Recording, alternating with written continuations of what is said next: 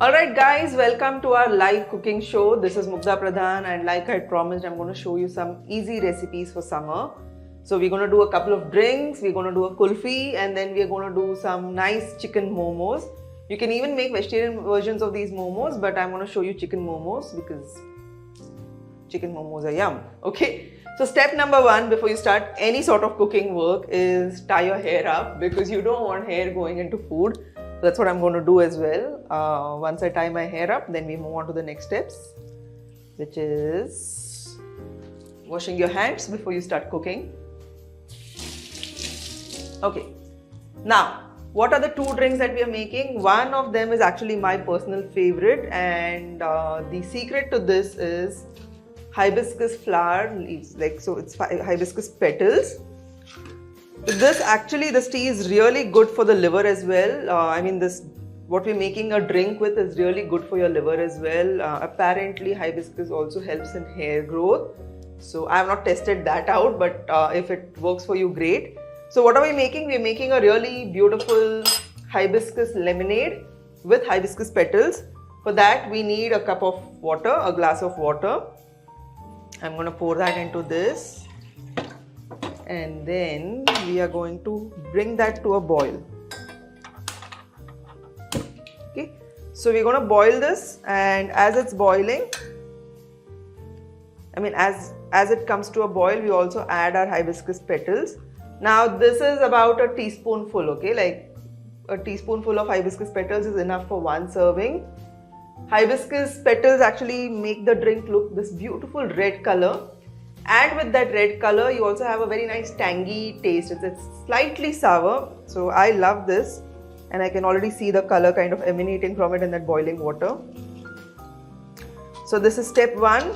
You just boil water, add hibiscus petals to it, and you let that kind of just nicely steepen, okay, until all the colors released. That's going to take a couple of minutes at least. So while that happens, we're going to talk of what are we going to use as a sweetener for this.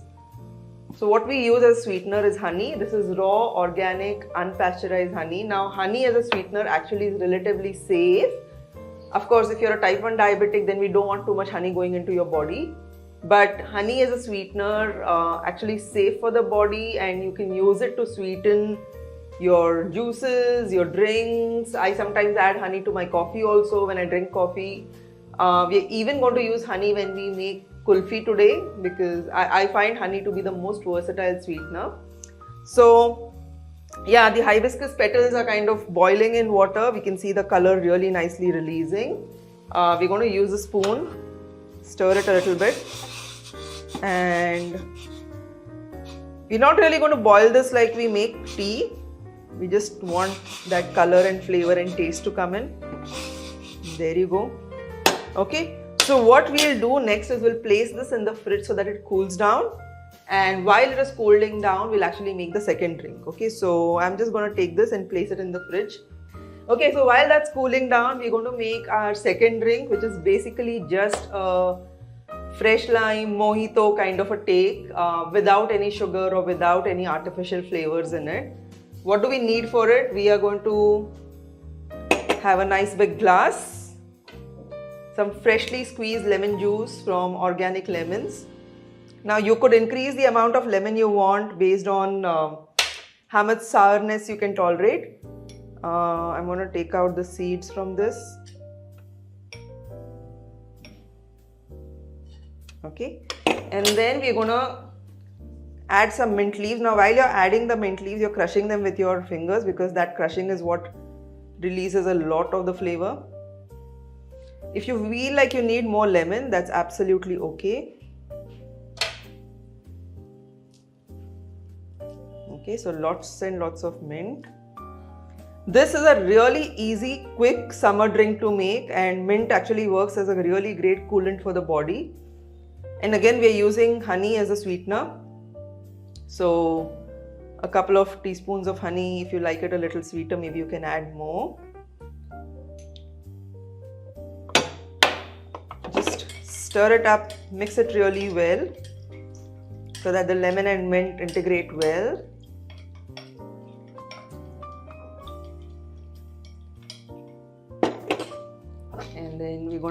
add some ice cubes. And once all of that is mixed, we're going to top it up with some water. And there you have a nice, fresh, beautiful, summery beverage made in literally less than 3 minutes. If you're someone who likes your drinks fizzy, you can actually add soda to this. So that mix that we had of lemon, mint and ice, just top it up with soda and you'll have a beautifully fizzy, lemony summer drink to drink. Okay, so that's your drink number 1. Okay, so the hibiscus decoction has cooled down, and if you can see how beautifully vibrant and red it looks. So it's ready to become our hibiscus lemonade. Okay, so this is what I'm going to do. I'm going to filter this into the glass I'm going to drink it from.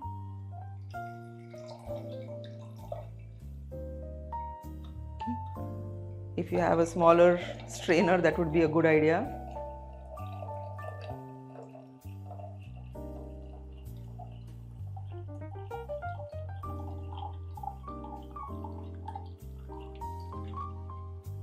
Look at that beautiful red color. It's like rubies in a glass. Okay, so this is done. And then as the sweetener, I'm adding honey. Again, this depends on your taste buds. Of course, don't completely drown this out in honey because we want that tangy taste also.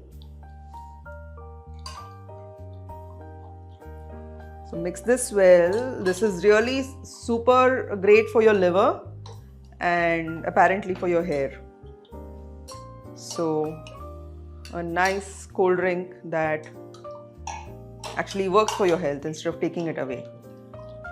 Once the honey is nicely fully dissolved, I'm going to top it up with some more cold water and ice. And there you go, you have a beautiful ruby red drink that's perfect for hot summer days because it's actually working for your body.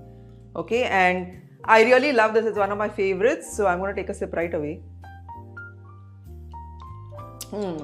Amazing.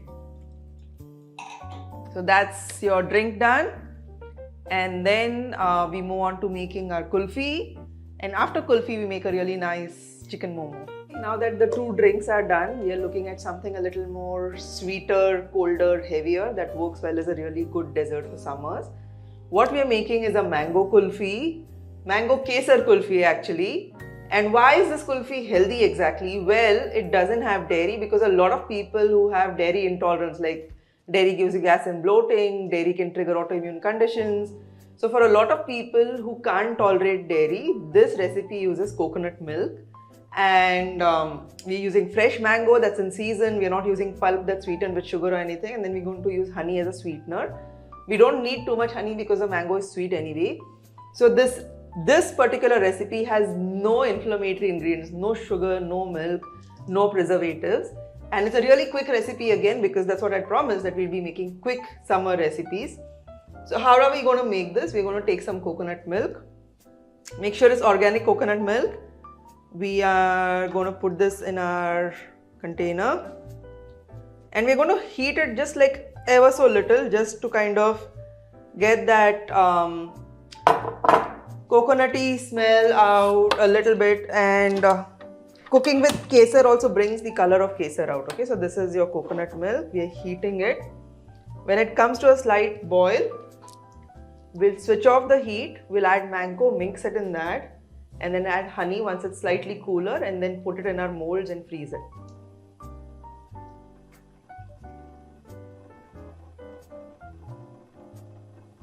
Okay, some beautiful strands of saffron, kesar. Amazing flavor. I really love how saffron gives color and brings flavor. Okay, we don't want to overboil this. You can take a look. It's just gently simmering. You could also add other flavoring ingredients like cardamom, elaichi, or if you wanted to add pista, maybe you could do that. I'm just going with mango and kesar. Okay, so the primary reason why this becomes healthy and not so bad for health is because it's coconut milk and honey instead of milk and sugar. And coconut milk by nature is anyway thick, right? So doesn't need too much of boiling or evaporation. You can just check it with your finger because we don't want it to be boiling hot. It's just perfectly warm, so much so that the kesar releases flavor. I'm turning off the heat and I'm adding mango to it. Okay, that's a whole lot of yummy mango, and you can see how beautifully this has become this golden yellow base. After adding the mango, the mixture has become like kind of room temperature. It's not hot anymore. What I'm adding next to it is some honey as the sweetener. Stir that in nicely. And like with this recipe, right, you could literally go with your taste buds. You don't have to have any fixed proportions. If you like it a little sweeter, you can add a little more honey. That smells so good with the kesar and the mango and the honey going in, okay? You could pour it into, if you have kulfi molds or if you have popsicle molds, you could literally make any shape. You could even like freeze it, like you know how those round kulfis that you get. I have 2 molds that I'm going to pour this into and freeze it. These are my 2 molds. I've kind of rinsed them with water so that removing that kulfi becomes easier.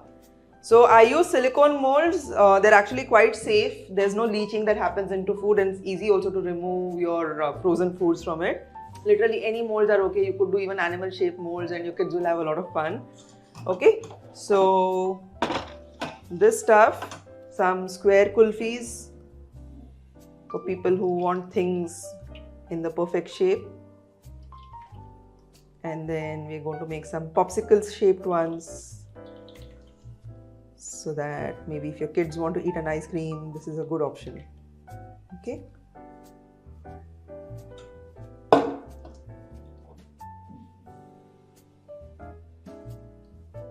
Now this is a recipe that takes a little time in terms of the before it's ready to eat, because it will take at least 12 to 16 hours for it to be fully frozen. Coconut milk is really fatty and it takes time for coconut milk to freeze fully, okay? So you're going to put this in the freezer and keep it there for a good maybe overnight or all day, and you'll have kulfi ready. Now we've already made some kulfi in advance because we wanted to show you what it looks like. So this is what this looks like once it's frozen and done. Put our today's kulfi in the freezer, but this is something we had made yesterday.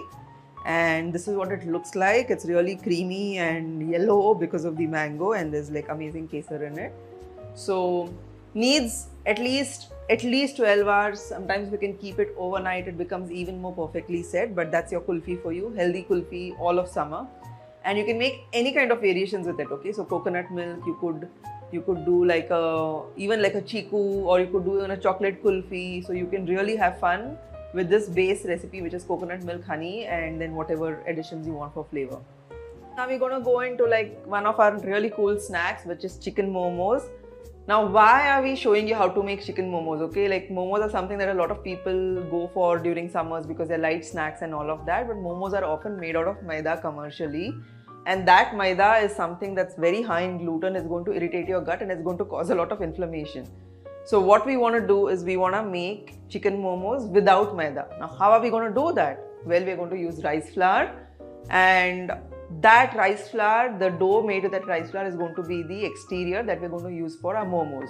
So the first step is of course to boil water, because to make a dough that is really malleable and easy to move, we're going to use hot water, and then we're going to put rice flour in it and let it take in that steam, okay? So in Marathi this process is called ukad. I have no idea what it's called in English, but it's a pretty efficient process. This is what we use for making modaks and bhakris, and I found out that making modaks this way also, making momos this way also works really well, okay?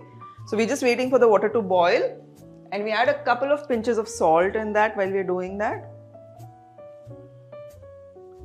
just so that the external cover of the momo also has some taste to it.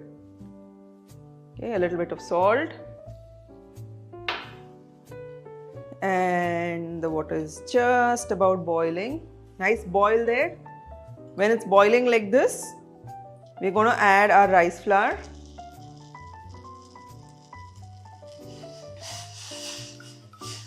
Okay. And immediately turn the heat off. We don't want to cook rice flour in it. We just want it to get kind of a steam. And mix it a little bit with a spoon and just cover it with a plate and keep it. Okay, so this is going to be resting here with the steam. The rice flour is going to absorb the steam and become like really nice, and the starch is going to swell up. What we're going to do next is make the filling for our momos. Again, one reason why this is better than your outside momos is we are not using any vegetable oil, we're not using any seed oil to make the filling. We're going to use ghee to do that. Okay, so I'm going to light up the gas here. So let your kadhai, bartan, container, whatever wok, if you want to be fancy, let that dry up. And we're going to use some ghee. Okay, now that the pan is really nicely dried up, I'm going to add some ghee.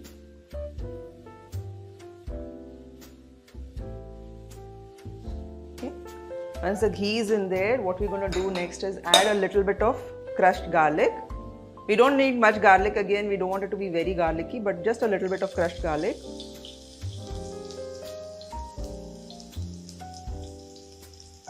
And we're not looking at browning the garlic, we just want it to kind of release its flavor in the heat.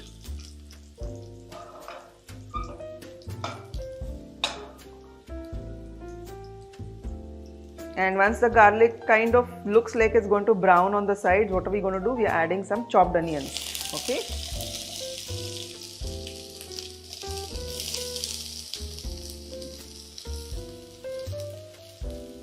Stir this onion around a little bit.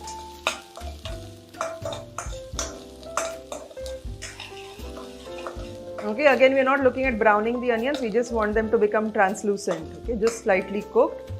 When the onions look like they've reached that stage, we're going to add a splash of coconut aminos. Okay, now this is what we use as a replacement for soy sauce, because soya sauce has a lot of MSG and soy itself can actually trigger inflammation. It's got a lot of phytoestrogen, so we kind of avoid soy products. But the taste of soy sauce, especially if it's cuisines where soy is a predominant ingredient, to replicate that we have something called as coconut aminos. These are pretty safe and non-inflammatory. Okay, so a dash of that brings out a really beautiful flavor. And then we are adding some chopped spring onions. Just stir them, we don't want these to cook too much, we don't want them to lose their color. We're going to add our chicken mince. Okay, so this is chicken keema or minced chicken, we're adding that.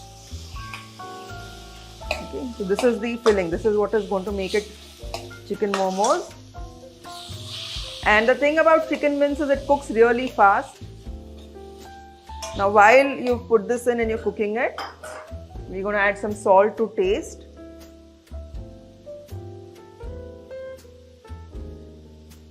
And we're going to add some pepper for a little bit of that spice, and the flavor of pepper goes really well with spring onions and coconut aminos. You could add green chilies if you wanted to, you could add red chili powder, you could even like do like a full masala thing with like ginger garlic paste and stuff like that, but that's not what today's recipe is. Okay, so let it just cook. And you don't need to cover this either, because it cooks really quick, it cooks on open heat.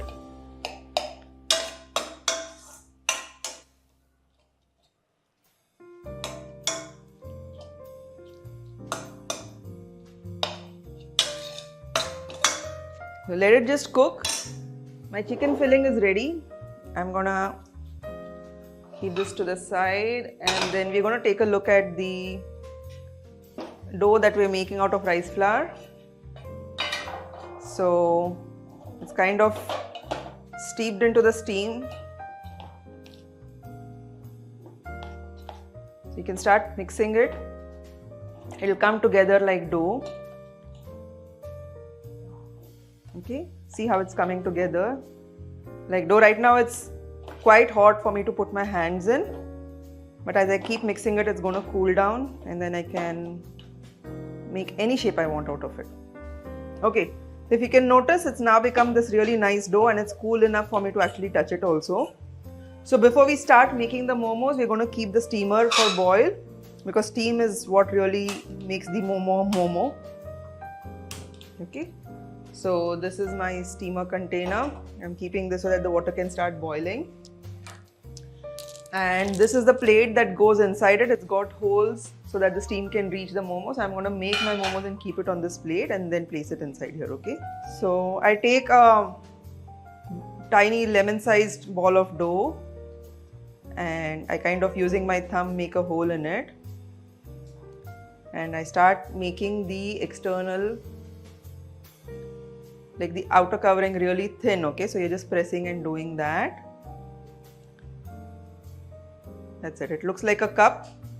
You're basically making rice flour cups. And then you're going to put, I'm going to take a spoon to do that. You're going to put some of your chicken filling in it. Okay, about like a teaspoonful. And then you just bring it together. There you go.